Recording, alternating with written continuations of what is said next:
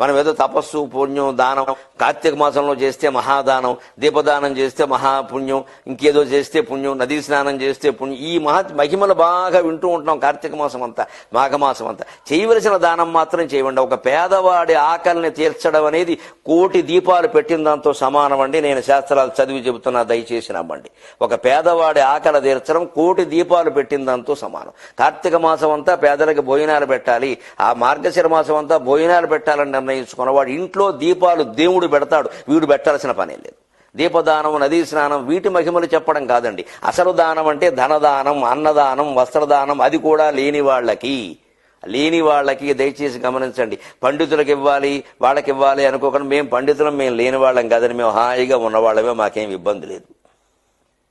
లేని వాళ్ళకి ఇవ్వండి దయచేసి. దాంట్లో కులభేదం అస్సలే వద్దు. అది ఉందంటే మహాపాపం. వాడు ఏ కులమైనా మనకి సంబంధం లేదు. మన